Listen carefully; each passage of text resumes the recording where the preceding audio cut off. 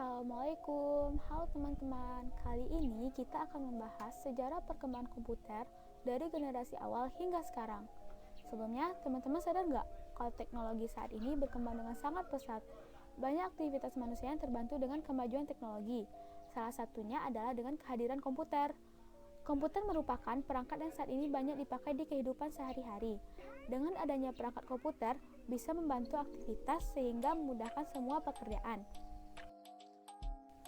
Sejarah komputer pun terus berkembang setiap waktu. Komputer sekarang memang telah jauh berbeda dengan komputer terdahulu, mulai dari segi bentuk, kinerjanya, hingga komponen yang dipakai pun tidak sama antara komputer terdahulu dan sekarang. Sebab komputer terdahulu memiliki ukuran yang bisa menghabiskan satu ruangan. Nah, kali ini kita akan membahas sejarah perkembangan komputer dari generasi ke generasi. Komputer generasi pertama, yaitu komputer yang menggunakan tabung vakum. Pada tahun 1946 hingga 1959. Tahun 1946 ialah tahun dibuatnya komputer generasi pertama dengan menggunakan tabung vakum sebagai komponen dasar pembuatannya. Tabung yang sebagai komponen dasar ini memang dikenal tidak efisien dari berbagai aspek. Sebab, komponen tersebut cepat sekali panas ketika dipakai. Selain itu, komponen ini memerlukan daya listrik yang sangat besar dalam pengoperasiannya. Electronic Numerical Integrator dan Komputer atau ENIAC adalah salah satu contoh komputer generasi yang pertama. Untuk komputer yang generasi pertama, diciptakan oleh J. Presper Eckert dan John McCree di University of Pennsylvania. Mereka berdua membangun ENIAC dengan menggunakan 18.000 tabung vakum dengan ukuran 1.800 kaki dan mempunyai berat yang mencapai sekitar 30 ton. Sejarah komputer generasi pertama ini menjadi digital elektronik yang dipakai untuk kebutuhan paling umum. Program ENIAC ini sudah dirancang pada tahun 1942, namun baru dimulai 1943 dan selesai pada tahun 1946. Bentuk program ENIAC ini memiliki ukuran yang sangat besar. Pada peletakan program ini saja memerlukan ruang seluas 500 meter kubik. ENIAC ini juga menggunakan 75.000 relay dan saklar, 18.000 tabung, 70.000 resistor, dan 10.000 kapasitor. Saat memulai pengoperasian, ENIAC membutuhkan daya listrik yang sangat besar, yaitu sekitar 140 kW. Untuk bahasa yang digunakan pada komputer generasi pertama ini adalah bahasa mesin. Bahasa ini menjadi bahasa pemrograman yang sangat dasar dan bahasa ini hanya bisa dimengerti oleh komputer. Dana yang diperlukan untuk membuat perangkat tersebut mencapai $1 juta. Namun, kemampuan komputer generasi ini memang sangat terbatas, sehingga untuk dapat memecahkan masalah membutuhkan waktu yang lama.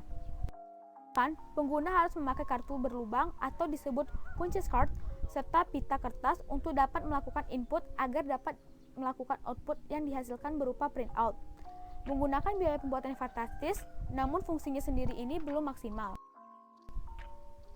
Komputer generasi kedua pada tahun 1959 hingga 1965. Tahun 1959, komponen untuk merancang komputer ialah teknologi transistor. Tabung vakum yang berfungsi sebagai komponen dasar di komputer generasi pertama telah tergantikan dengan teknologi transistor. Komponen ini dinilai jauh lebih efisien jika dibandingkan tabung vakum. Sejarah komputer dan perkembangannya dengan menggunakan dasar transistor mempunyai ukuran lebih kecil dibandingkan tabung vakum, dan juga daya listrik yang diperlukan lebih kecil untuk pengoperasiannya. Biaya pembuatan komputer generasi kedua juga jauh lebih terjangkau dibanding menggunakan tabung vakum di generasi pertama. Untuk bahasa pemrograman juga telah dikembangkan. Jika pada generasi pertama menggunakan bahasa mesin, untuk generasi kedua diganti menggunakan bahasa assembly dan bahasa simbolik. Dengan menggunakan bahasa pemrograman tersebut, programmer dapat memberikan instruksi dengan kata-kata. Dengan ukuran yang lebih kecil, komputer generasi kedua ini banyak digunakan di beberapa instansi seperti universitas, perusahaan, hingga pemerintahan. Mesin yang pertama kali menggunakan teknologi ini ialah superkomputer. IBM juga telah membuat superkomputer dengan nama Spirant dan Stretch, serta menjadikan komputer dengan nama LARC. Komputer ini dikembangkan di laboratorium menggunakan energi atom. Dapat mengatasi berbagai data di mana kemampuan ini diperlukan oleh peneliti atom. Komputer generasi kedua ini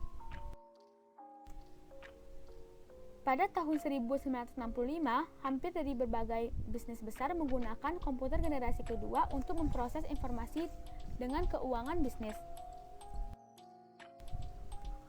Komputer generasi ketiga pada tahun 1965 sampai 1971.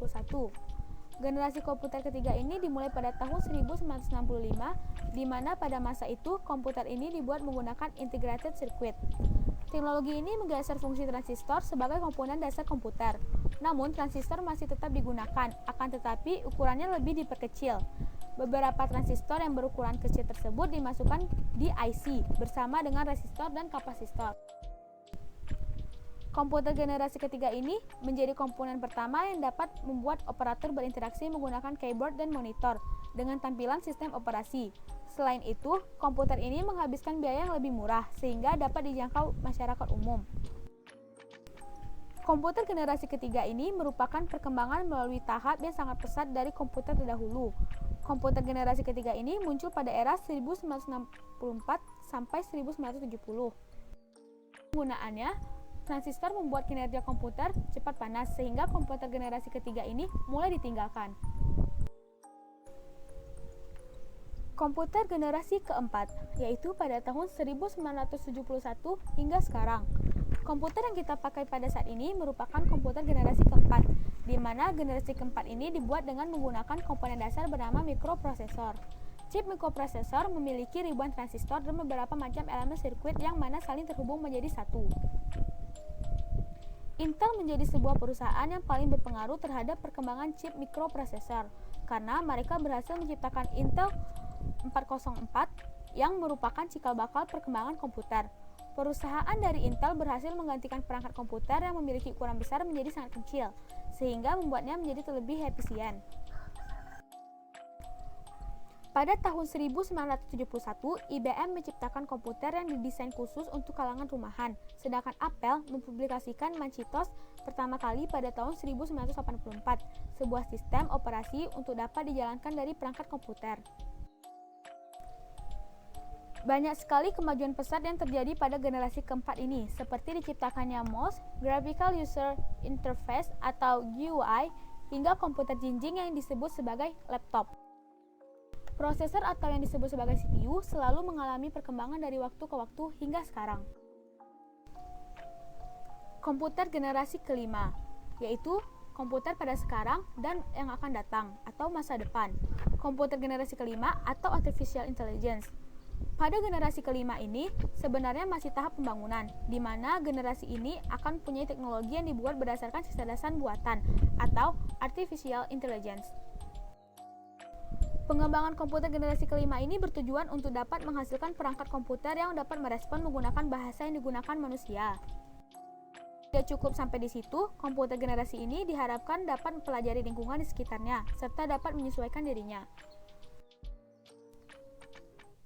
Baiklah, sekian dari pembahasan sejarah perkembangan komputer dari generasi awal hingga sekarang.